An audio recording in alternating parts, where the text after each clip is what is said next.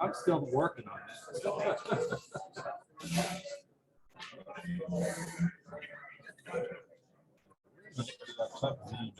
Oh,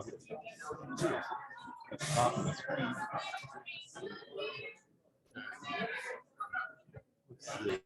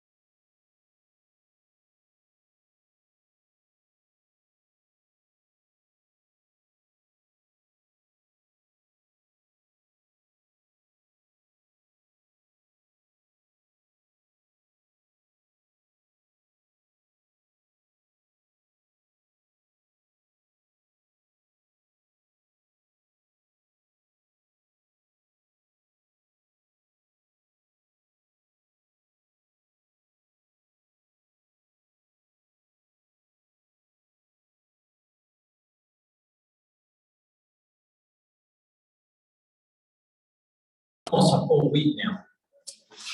Hopefully you guys have all had an opportunity to get back to the buffet back here provided by La Ruela, one of our local East Fort Worth restaurants. It's been kind of providing our food here for probably almost a year now, maybe a little over. Thank you all for coming. Our guest speaker is here and she's primed and ready to go. We're going to let her get some food in her before we get her up here. And so to start things off, I'd like to ask Gary Company to come up and take us through the pledge and our prayer. And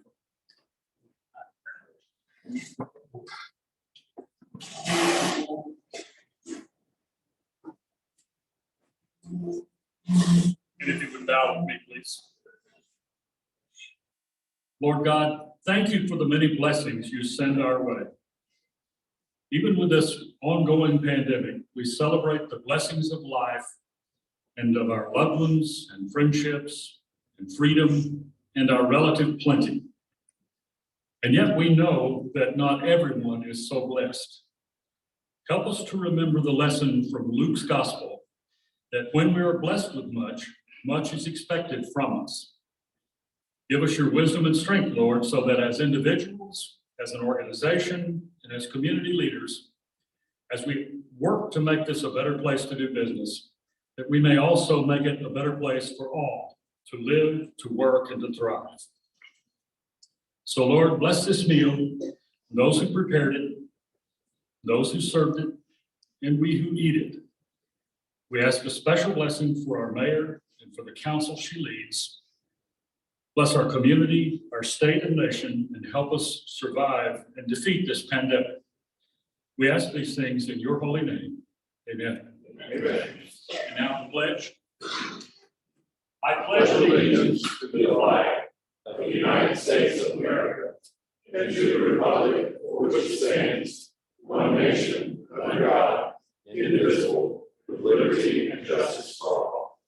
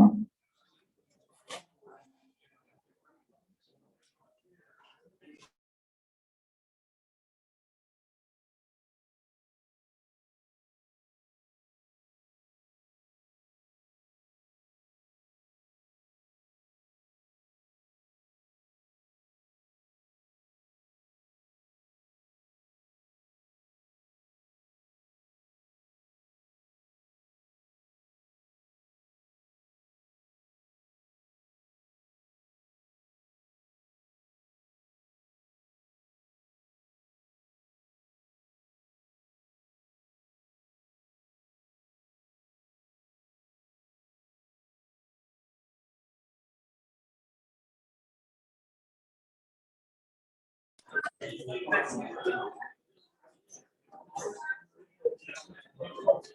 guys feel free to continue eating. I'm going to go through and just recognize some of our guests that have shown up today that aren't normally with us. I have Belinda Reed with Meals on Wheels is here with us today.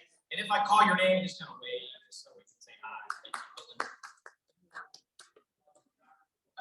Ashley McDonald with Northern Crane Realty is here.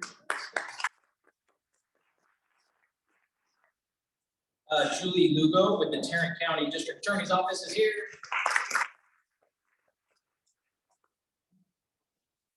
That reminds me, I was thinking of a future guest thing that we need to do, which would be candidates forums for the Tarrant County DA's position. We got to look at doing that. Jim Rutherford with Rutherford Realty is here. Thank you for coming. Raquel McFadden with Fort Worth ISD is here. Eastern Hills. Thank you. You'll be with Fort Worth ISD next month at our meeting. I'll give you a reminder about that in just a minute. Rodney McIntosh, Pastor Rodney McIntosh, back here. Thank you for coming. With VIP Fort Worth, which is our violence intervention and prevention program with the Fort Worth Police Department. He took that position over. He's been there for a while now. Thank you. Chris Kosler with the Fort Worth Report is here. He's sitting right back there.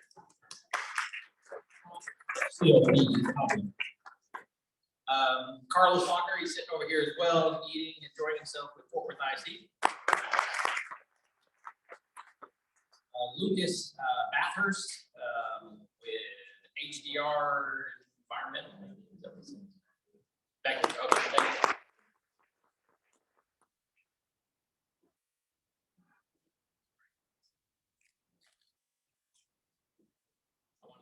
Fingers, but to separate the pages, and I remember, oh, we're in a pandemic. I'm not supposed to be Nakia Cole with Fort Worth ISD is here.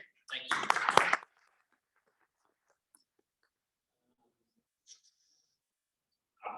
It says Grandu Davis. Is it Grandu or is it a P here? Grant.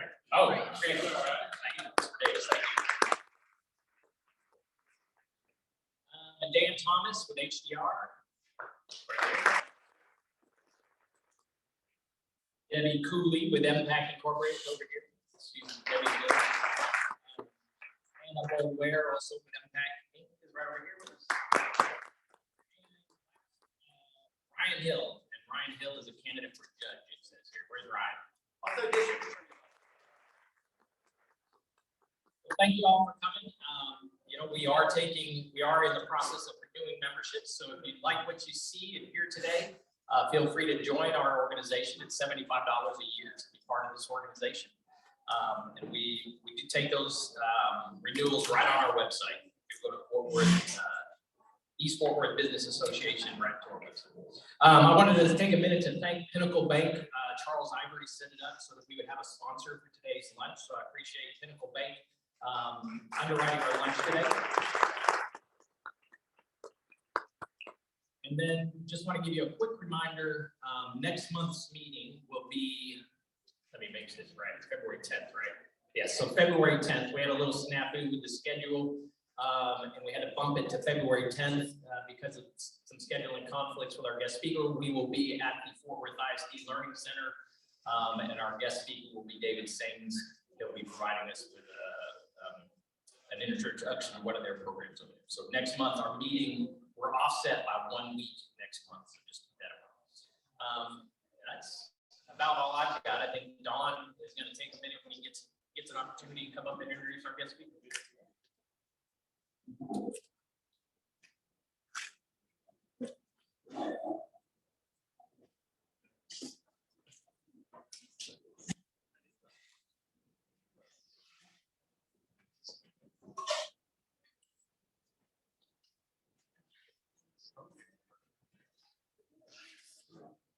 Twice in 1 year, one calendar year, actually, we're fortunate to have Mayor Parker with us. The youngest mayor in Florida's history. But I'm sure that Mattie probably dispute that after being in office for several months, that tends to a few years on Everyone knows the history that Mattie has. UT and A&M. Grew up in a small town. Went to the big city, made good. The youngest mayor in the history of Fort Worth. Do you know how many people that were running for mayor when she first ran? There were like 50 people. I mean, there were a bunch. We are very, very fortunate as a city to have excellent leadership. It is amplified by our current mayor, Mattie Parker. Please help me in welcoming our mayor, Mattie Parker.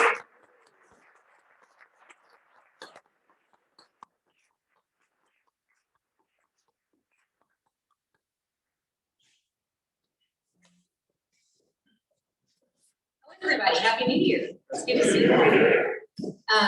So I embarrassingly had to ask Dawn when I was here last. I don't remember when that was. I know it was not that long ago. And I couldn't remember if it was an annual meeting or regular meeting, so he had to set me straight a little bit. But I think we need to do this more often. I do think annually is probably not enough. Even if I'm not your speaker and just coming to be involved. And you also represented well by council members. Notably Gina Bivens and of course Chris Nettles as well. I thought before I get started, I wanted us to first remember Danny Scarth, who just recently passed away. Many of you may have attended his service. What an amazing tribute to an individual that shaped this city, shaped Fort Worth. My husband was very close to Danny and couldn't be there, and so I called him. I was like, I'm going to use a whole play-by-play because I thought the service did him justice, truly. So did a beautiful job. And this business association wouldn't exist without Danny's leadership. And I promise you, I was very young when I met Danny. I had just moved here. I think I was 25 when Dave and I met Danny. And just like you would expect, it kind of took us under his wing. And that was the first time I really started hearing about the renaissance of East Fort Worth and what all of us need to accomplish together. So I'm going to try to make decisions that I think Danny would be proud of for East Fort Worth. That's my goal. And you guys get to hold me accountable for that, right? But it doesn't just start at City Hall. It really has to be grassroots. It has to be the things that you guys are seeing on the ground and we'll accomplish together. So that's sort of the tenor I wanted to start with today before I talk to you about a few things. I'm going to continue the discussion we had a few months ago when I was here. And then I told Dawn that rather than me stand up here and talk for most of the time, I'll give a few overview items, and then I want us to have a robust Q&A. Some of these items can be things that you want us to keep thinking about. Maybe I don't have an answer today, but hey, Mattie, I want you to know what's going on. I'm worried about this. And they can be hard-hitting questions. So you guys have full carte blanche. I'm telling you now so that in a few minutes you're ready, because I know this group is not shy, that's for sure. So let's start with three things that I want to focus on for as long as I'm here. And we're going to simplify the categories to education, economic development, and mobility. And the reason those are my three areas is not because they're the sexiest items. I think it's because the things that matter the most for the future of our city fall in those categories in some way, and they really are all linked somehow. So I'll start with mobility. That includes everything from public transportation to major thoroughfare reconstruction that needs to happen, cooperation with COG, with TxDOT, with Transportation Public Works at the city, with the county, and we're on the right path right now. So a few things that I will brag about that I can't take credit for are things like a coordinated bond process between Tarrant County and the city of Fort Worth. Tarrant County already did their part. They passed their transportation bond, $200 million, of which we will match when we go to voters in May. And over 65% of our bond package, it'll hover around $500 million, $500 million, will focus on transportation. And that's across the entire city with a focus in congestion efforts in North Fort Worth, because we've got significant problems in that part of our city, as well as preparing better in West Fort Worth. And then reconstruction efforts, redevelopment efforts, with an eye and focus on economic development, how mobility can help ensure that, especially in our inner city in East Fort Worth here. So if you haven't already had that presentation, they come at all to this organization. Let's make sure that happens in the next few months. Probably get them on the agenda in February so that you guys feel prepared for that vote that will happen in May. I'm very proud of the city process they've gone through. We also made a change since I've last been here on the Trinity Metro board.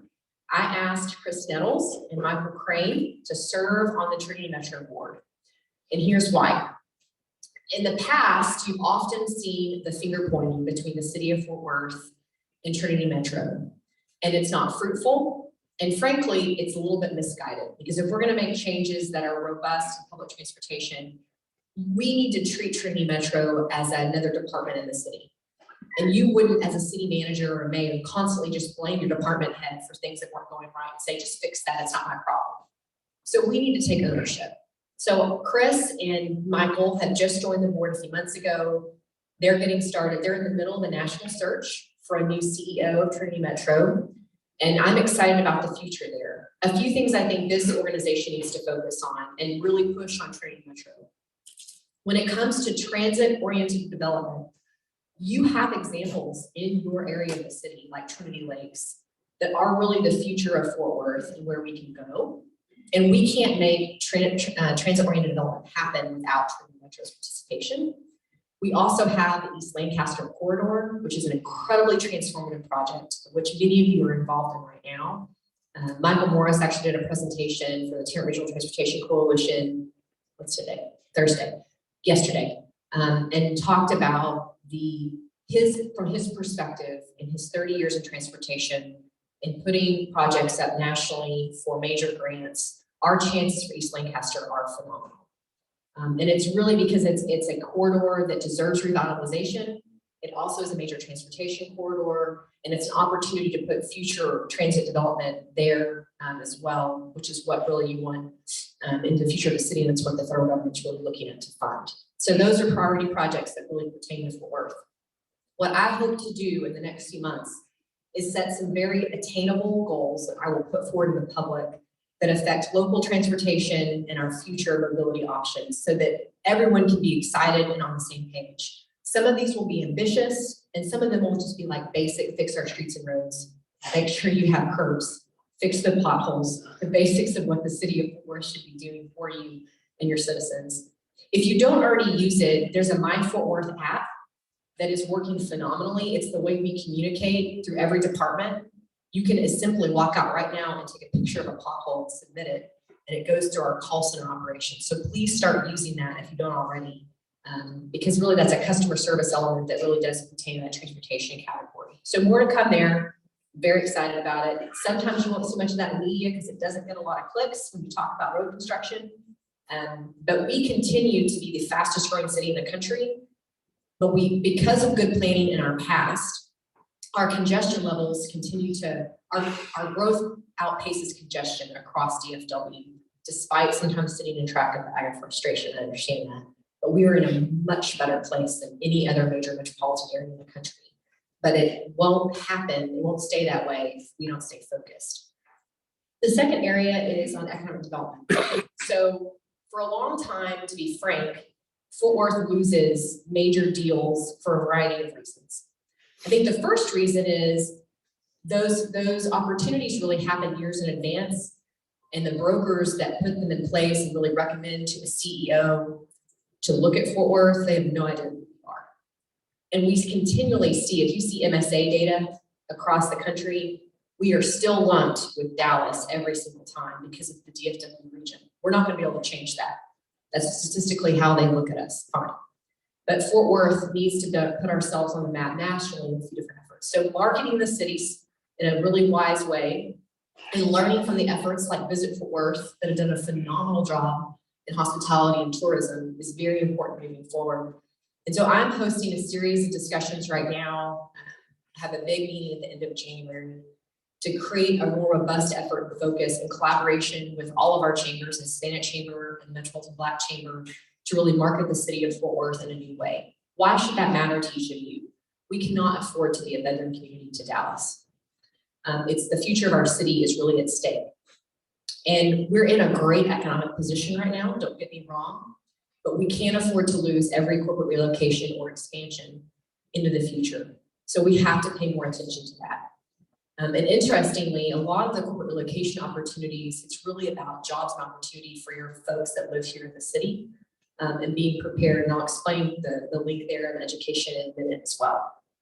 So more to come. I don't really have an announcement necessarily, but I think you'll see a big push from me in the next few months, because I think if I'm an effective mayor, you need to see results on economic development. That's not just large corporate relocations, by the way. That's also supporting our small business community and mid-sized business community in meaningful ways. And then lastly, to tie into education, the way we pay attention to the kids that are in classrooms today, making sure that they're adequately prepared for the careers that are currently available to them and into the future.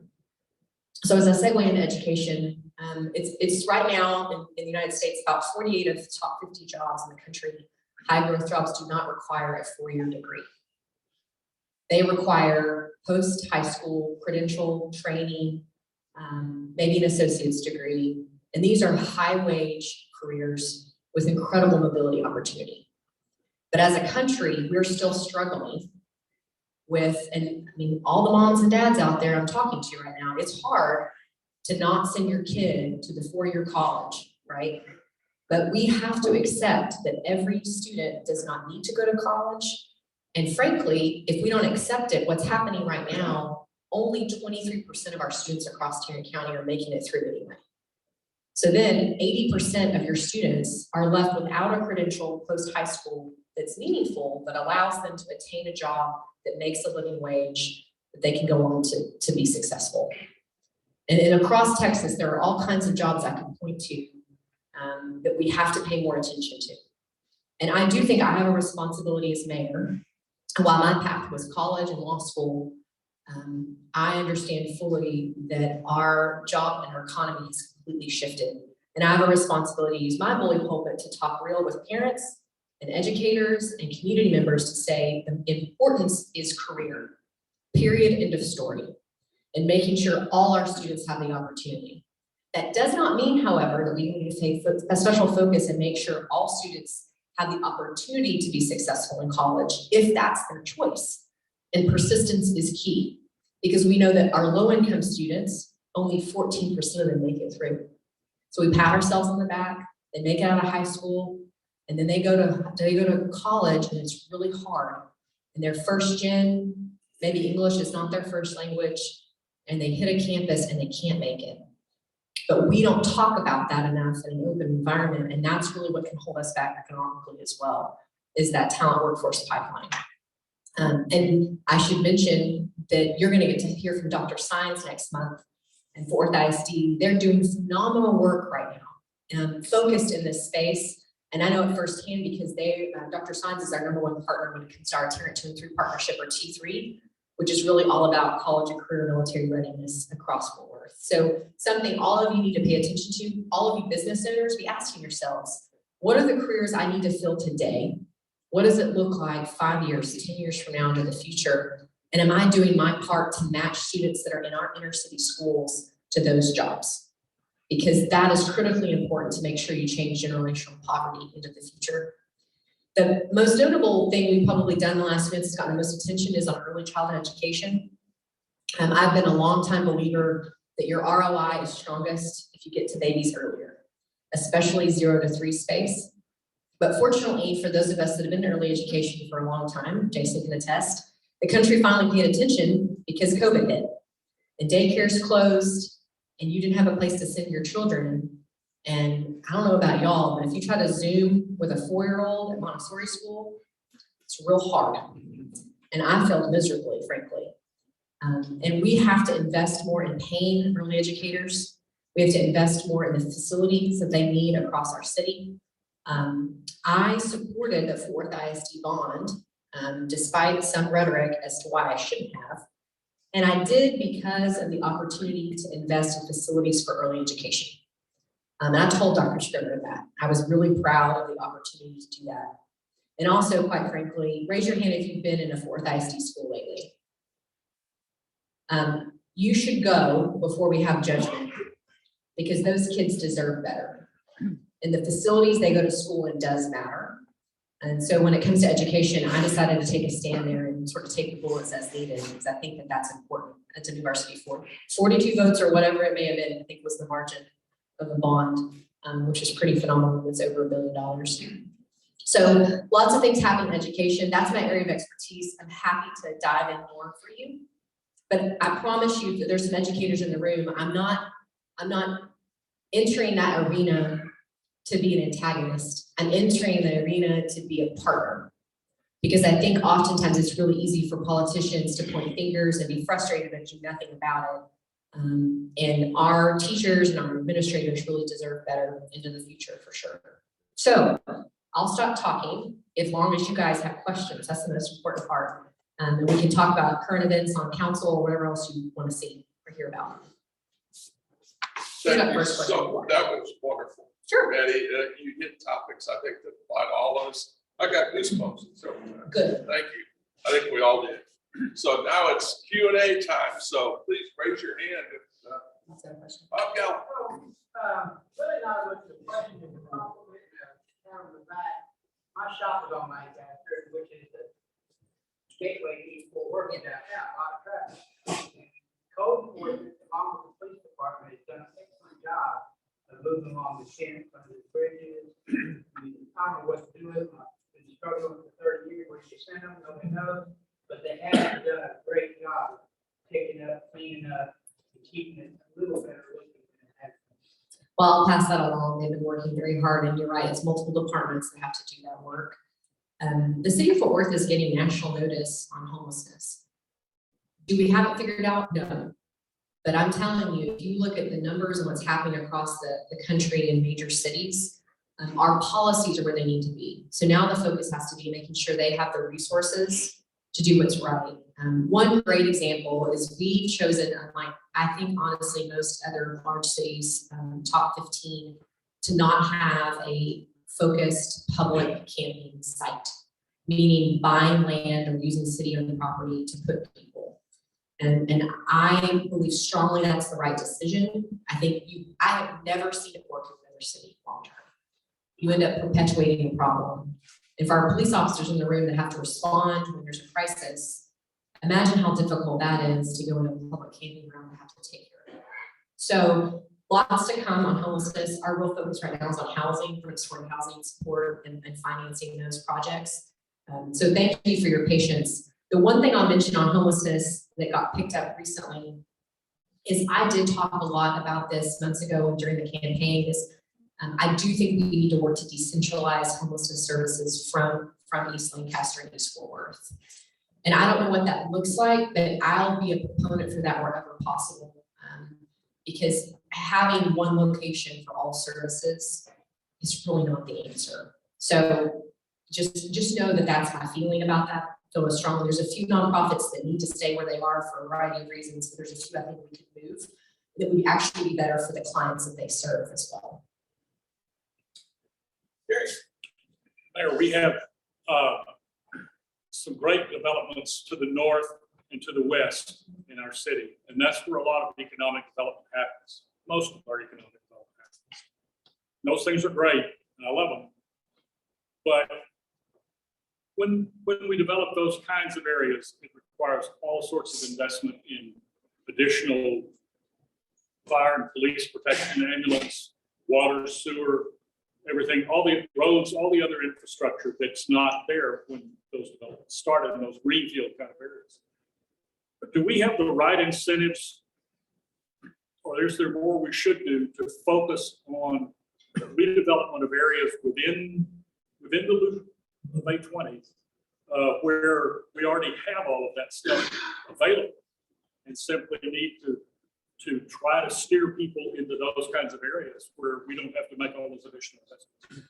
So I think for me, Can you repeat the question? oh yeah, of course, repeat the question. Essentially is Gary pointed out that we have lots of economic development happening in North Fort Worth and West Fort Worth. And he's right, that urban sprawl does cause a burden on your infrastructure costs as well as your public services. So how can we incentivize, and are we properly incentivizing those opportunities inside the loop, specifically in East Fort Worth? I think the answer is yes and no, frankly. First, if you look at economic development more broadly, we have not had a fund to throw money at great projects ever in the history of Fort Worth. When we compete against other cities like in Austin or Frisco or Plano, by the way, we compete with Texas now, no one else, it's usually Texas City. We're losing. So Jay Chapa, who actually has been with the city for 25 years, our WC manager, is retiring at the end of this month, which I'm still sad about. But he's wanting to accomplish a few things before he leaves. And one of them is an economic development fund that has sustainability in the future. And it's a really creative idea that I fully support. And it's taking a few of the TIFs that are going to expire in the coming years and splitting the difference, keeping about half that property tax revenue and putting it into a fund to help with economic development, and the other half returned to the taxpayers. And over a certain period of time, you'll see that fund grow as much as to $12 to $17 million per year that can compound year over year, and then you can put money towards projects that you think are worthwhile. And I think that opportunity will be huge for East Fort Worth, where there's available land, infrastructure already in place, and they just need a little bit of incentive. The second piece is public infrastructure matters. So the way we invest as a city in public infrastructure to incentivize opportunity will have a lasting effect on East Fort Worth. The best example is South Main. If you look at the public corridor, Fleet Street we completed down South Main, immediately it took off. And it's now one of the most thriving economic development and entertainment centers in our city. Had we not done that corridor, that would not have happened. So the way we treat major thoroughfares like East Lancaster will absolutely matter in what opportunities you see come on. I mean, I venture to think that if we were to win a major federal grant for East Lancaster or start publicizing the opportunity, you'll start to see a lot of interest because of the opportunity here. So lastly, I would say, I'll put the onerous a little bit back on East Fort Worth Business Association, on Stacy with Southeast Fort Worth Inc., and others to make sure the land opportunities you want us to market are first and foremost on the front lines of the people that know what opportunities are coming along. I know Stacy and others have been working really hard on that, but frankly, I'll be honest, I couldn't name the top 3 areas you want to develop right now. Stacy and I are going to work on that. That's not his fault, that's my fault. Like, I need to be more familiar so that on the tip of my tongue, I'm like, hey, before you go look at Alliance, great place to be, we want to look here too. So that's a long answer to your question, but yeah. Yes, sir. Redistricting is coming up, and obviously Councilman Moon is moving on, and so that election comes up. And the population shift, I believe that vote is going to be taken on the old district, which means more people are north of 820, and East Fort Worth is underweighted. But some of the plans also still bring in part of Parkland into East Fort Worth. So would you comment on how the boundaries are and how East Fort Worth and other areas would be represented? Sure. So Councilmember Moon is running for Texas House. And so he has stepped down from the council, resigned the seat, but he's in holdover status until the election in May. So that's District 4, which many of you may live in. So pay attention to that election first. And you're right, the current boundaries of District 4 determine that election. As far as redistricting goes, many of you know that we have a redistricting task force that's going through maps right now. They will propose a map and send it to City Council for a final vote. We have the opportunity to change the map, endorse it as it is, make a few tweaks, whatever we want to do. But we are adding 2 additional seats. And this is oversimplified in population growth, but to be straightforward, the bulk of our growth was north of 820. So North Fort Worth ends up with 2 districts. So the other districts get divided up below that. And of course, this area, there's been different versions. Some keep District 4 split across North and East Fort Worth along the 35 corridor. And some keep them more compact and keep District 4 just in East Fort Worth. So my recommendation right now is for you to give your opinion clearly through districting task force, know what maps are being proposed, so that they have your voice there. But you can always send us a letter too, and we will hold on to that. We're a few months away from having to make a final decision, a month. So just keep that in mind. I don't know right now which maps are winning. They've done a point system, which I think is the right way to do it among the members of the task force. But lots of opportunity there for sure. And there's lots of opinion, as you can imagine right now. Yeah. Yes, ma'am. College educator, I would like to see more trade school opportunities. I know Eastern does fire department. Yeah. Would be right next week. Culinary, Delmar has a Dublin chapter. Is there an opportunity for each high school to get specific trade? I love that. Yes, there is. So I'm working with philanthropy right now on a very similar. So the question was about career pathways, really, trade school opportunities inside high schools. In my dream world, every single high school would have at least one trade that every kid, if they wanted to, starting their freshman year, can enroll in. And it is a high wage, high career job, which our local companies could actually hire those kids straight out of high school. I think in this day and age, there's no reason why every single high school student should graduate with an associate's degree. Our early college high schools across Fort Worth are the most successful. They have the best graduation rates. Those students go on to complete four-year degrees at higher rates. Importantly, they oftentimes leave high school with an associate's degree and go make $75,000 a year with full healthcare benefits that no other student can say. So we have to pay more attention to that. And so I'm working really closely right now with philanthropy, and my hope is to be able to go to not just Fort Worth ISD, which is about half of our students, but also other smaller school districts maybe don't have the same offerings, to say, let us partner. Here's how we can fill the gap that we currently have, especially when it comes to trade school opportunities. So great point. Couldn't agree more. Anybody else?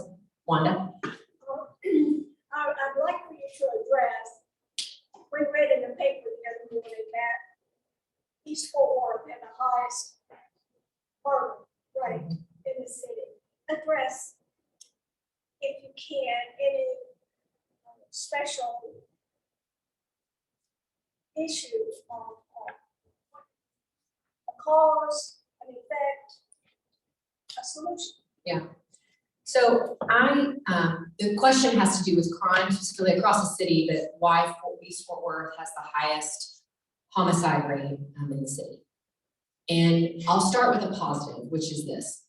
I think the Fort Worth Police Department, led by Chief Noakes, are doing phenomenal work in very difficult times. And our police officers are already asked to be all things for all people all the time.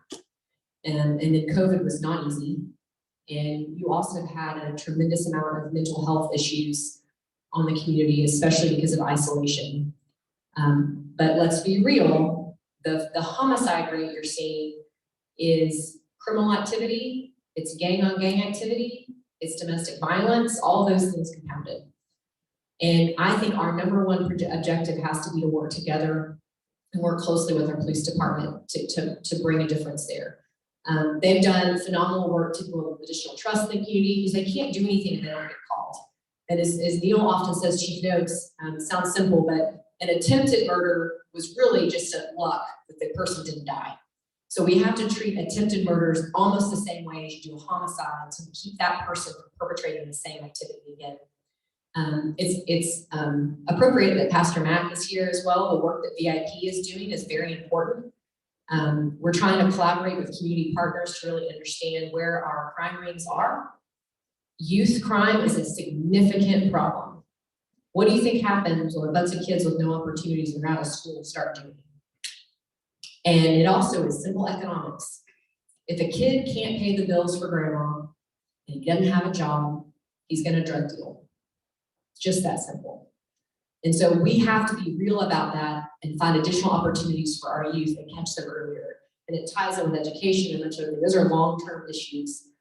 But I fully support the work the police department is doing right now, especially when it comes to serious violent crimes, because they need that support to do their jobs. Yes, sir. I remember once when we had Mayor Betsy Price here, she was disappointed when a large company decided to locate to Austin instead of Fort Worth. She called them up and asked why, and they said, Education. Yeah. Exactly. Yeah. I guess you heard about that too. Yeah. And I'm curious, where does Fort Worth rank? Their school district, where do they rank now? Statewide, citywide, whatever. Are they improving? What's going on? So question is mainly about education, how it affects economic development opportunities. And in the past, sometimes we've been told that your talent pipeline is not strong enough to support the workforce that we have in the future. We do have problems in Fort Worth. And it's not just Fort Worth ISD. We have 12 districts in the city of Fort Worth. We're serving a lot of students. And so the important thing is to focus on what is working. And unfortunately, even when it's working, we don't talk about it. We don't market any of the fantastic work across every district that's happening, or the talent pipeline efforts that TCC has in place, or other 4 universities. So I'm working as a third pillar in education on that marketing. It is very simple as Northwest ISD, tell me what you're doing. Fourth ISD, tell me what you're doing. And it's more than just data points. However, we do have schools we have to focus on the turnaround. I think the last time I was here, I told you, I don't think any of our schools should be rated F or D for our students. Period, end of story. We have to work together as an entire community to accept there are specific campuses that have been stuck at that status for a long time. But I don't think it's fair to blame a school district or an administrator for that. It's a whole community has to rally around the school and those parents to make that change possible. I think when you start doing that and taking it seriously, you'll see a huge turnaround focus.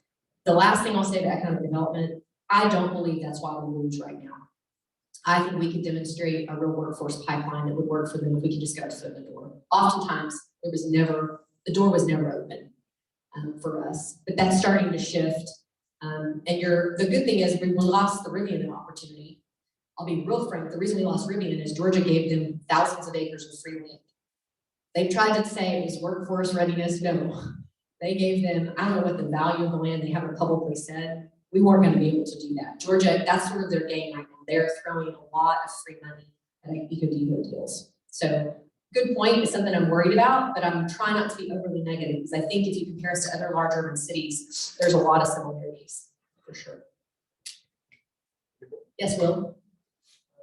We work with developers that lament sometimes about the challenges of getting through Fort Worth's development process. And I'm just curious, high level, if there's been discussions about making modifications within the development services department about streamlining the process, moving things around to try and make it easier to build a building. Yeah. Yes, the question had to do with development services and sometimes the brain damage you have to go through to get projects here in the city of Fort Worth. There are changes in place, and I have a lot of confidence in the leadership of Dana Bergdorf and DJ Norell, who are leading those efforts. Some of them are real nuanced. You probably know about a lot of them. Technology changes internally, staff changes they've made, leadership changes. Splitting the department, I think, was helpful. But I really don't think you'll see significant change until we move to the new building because the environment in the basement sucks. I mean, no one wants to work down there. No one can collaborate. It's a sad place. And I think you're going to see a tremendous opportunity when you move into the new city hall and they put all development services in one place and other departments that work together from water to fire inspectors, all together to actually look each other in the eye and solve problems. I've been saying that for over 10 years. I used to tell Randall Harwood, don't spend money on one more employee, just invest in the environment that people are working in downstairs because it's pretty miserable. And I think it will make a huge difference into the future. Y'all been to the basement at City Hall? It's sad. Yeah. Spend money on one more. No, just fix it. Just fix the environment. It matters a lot. So I have a question. Do you have a time frame for City Hall, Yes. it'll actually start happening in phases. So right now they're in the process of moving IT over to the new Pier 1 building because ironically it's a beautiful building, but it's not a smart building. The technology in there is at least 10 years old. And so they're going to have to retrofit that building to our needs. We've now kind of understand where our current leases are, who's staying, who's going, how to consolidate, which floors can be renovated. They're going through the RFP process.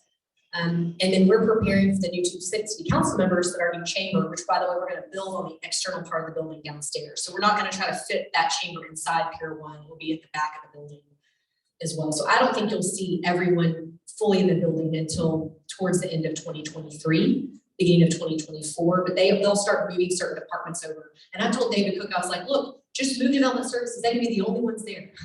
It's okay. just focus on the space that they really need to do their job. So it's very exciting. I know that some people did not agree with the decision that David Cook and Mayor Price and that administration made, but I can tell you, we would be a decade away from new space if they not done that.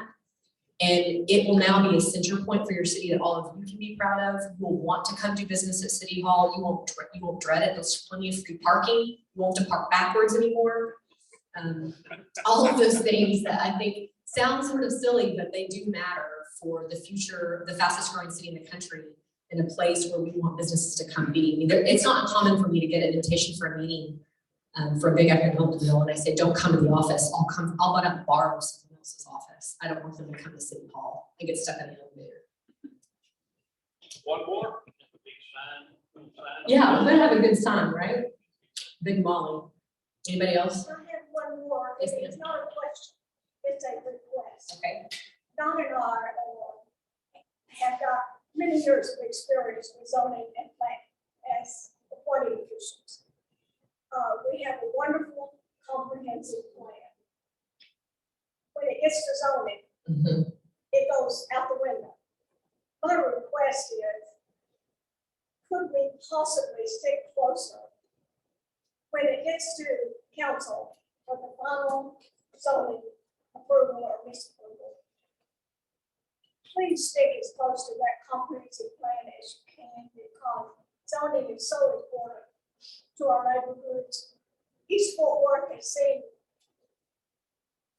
acres of beautiful trees, mature trees gone because of zoning changes that should not have happened.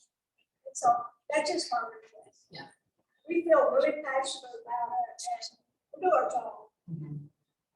But past me, it comes to you. Yeah, one I was just referring to, we have a comprehensive plan for the city that's phenomenal. If you want, it's maybe not the most riveting document you've ever read, but every department has a piece of it, and it does matter. And I'm not encouraging that it may be perfect for East Fort Worth, but as an association, you might really dig into the comp plan and ask, is this what we want the way it's currently recommended at the city, so that when the next big opportunity does come, you don't get surprised of like, crap, that comp plan is not what we really wanted for the city. And now the developer has a reason to pursue what they're doing. So you might just check that. I don't know if there's any issues there, but the team that runs the comp plan are phenomenal. I've already met with them once. I have another upcoming meeting. They've met with every single city council member to make sure they're comfortable, understand the comprehensive plan for the city. Because the reason that matters, to Wanda's point, is that's the story you're trying to tell for the future of your city. Because in utopia, if it's all developed the way this comp plan is created, it is a planner's dream, right? It's the way the city of Fort Worth should be. And to your point about open space and trees, there's a special regard for that piece as well. And y'all have been instrumental, by the way, thank you, in supporting our open space initiatives at the city. We're putting money in the open space program in this bond, millions of dollars to focus on purchasing land across the city of Fort Worth, much of it here in this community, in this area. So thanks for your support on that as well. Well, y'all are wonderful. Thank you for having me. I appreciate it very much.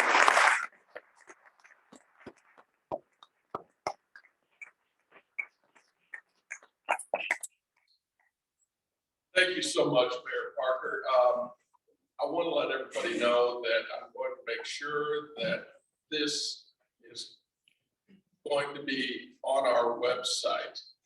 This broadcast that's going out now through, electronically will be on the website. So please, there were so many topics discussed today by Mayor Parker that I guarantee that they either all affect us or a lot of them do. And they're very important, not just to the business association, but our communities and us individually. So please share it with other people, and we'll all be interested.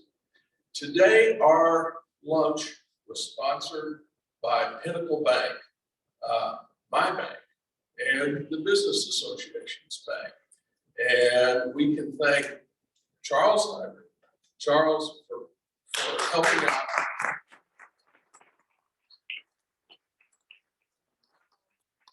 If you'll get out your tickets, I'm going to ask Charles to come up here and help me give away door prizes. Okay, and I know that's why at least one or two of you are here. Let's see what you Win. All right.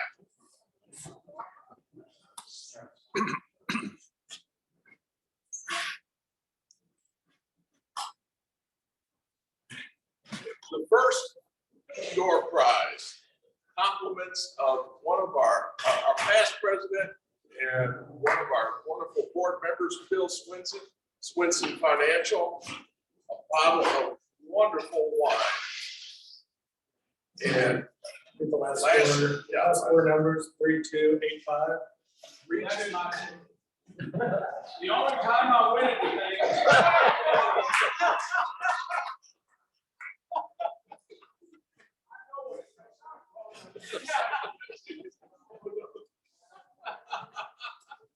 We're recycling your ticket, Bill.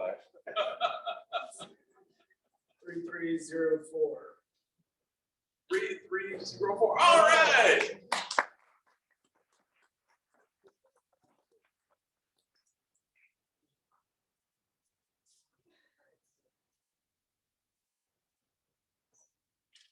John McKenzie, this is a wonderful 2022 devotional Bible. And this is from Bridgewood Church of Christ. John, thank you so much. 3303. 3303.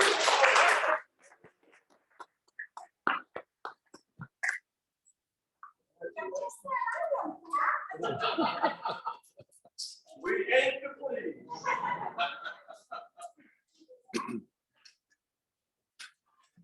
And from our president, Michael Shedd, this is a East Fort Worth Business Association T-shirt. And thank you for reintroducing your tradition. We used to give these away at every meeting, and a high-performance LED flashlight. It's from MPAC. All right. They did the embroidery. Thank you. It's 3278. All right.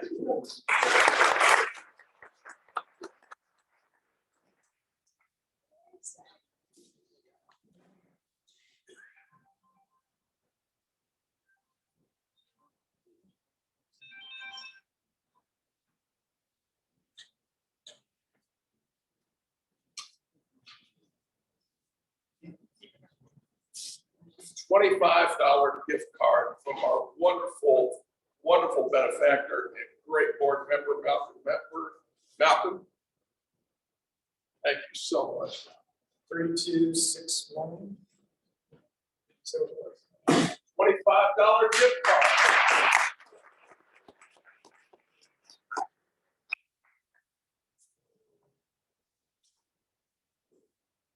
We have lots of door prizes today. And we have, from Wanda and I, 2 bags of first class Aloha nuts. Okay, so pull 2. 3292. 3292, all right. 3264. 3264. All right.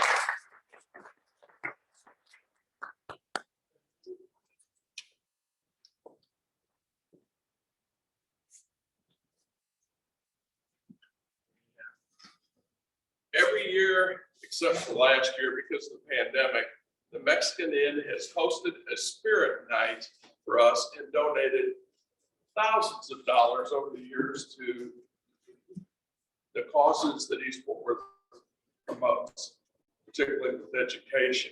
I have 2 $25 gift cards for the Mexican Inn. So if you pull 2, the first one, 3294. 3294.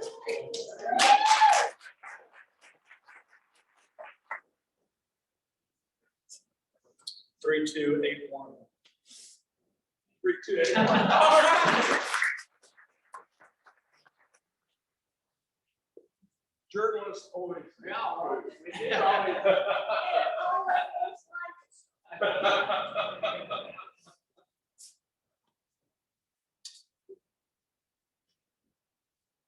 From longtime member Ken Fisher. Ken, thank you so much. This is a heavy-duty set of stainless steel knives, forks for 12. For 12. 3263. My goodness. It's party time. All right.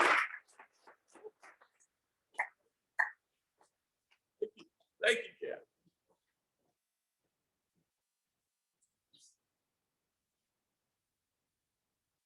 Another $25 gift card from Malcolm Wentworth. Malcolm, again, thank you. Wonderful. 3298. 3298. All right. I think Don and Malcolm must have something going here. Our last meeting, he won the tickets to the Mavs for Malcolm. We're friends now. You should be. The new man goes.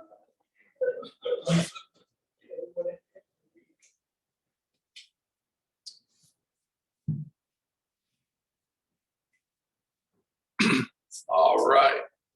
Malcolm, this is 4 tickets with parking to this is the Mavericks, right? 4 Mavericks tickets playing Toronto on Wednesday, January 19th. This includes parking.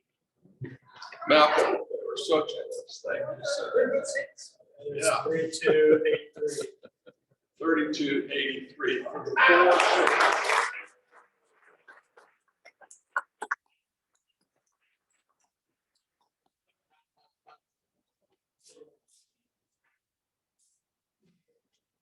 And speaking of Bob, he's been one of our longest serving members. Thank you so much, Bob. He has donated a wonderful cutting board. Gallant marble granite. This is gorgeous. What is this, Greg? Rare quartz. Quartzite. Okay. 3284. All right. That is heavy. Good. Looking good. All right. And last but not least, this is from Wanda, a wonderful flower arrangement that'll make somebody happy. 3277. All right.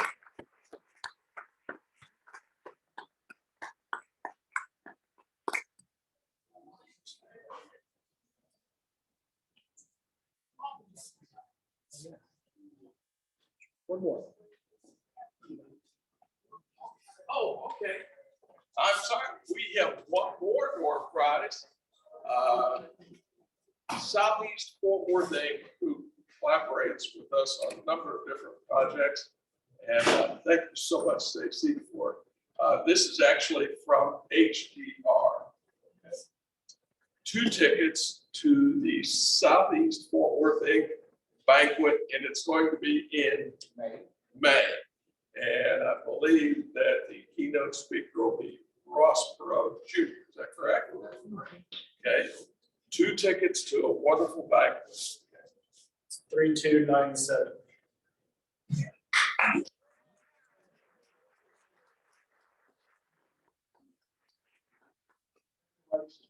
Thank you.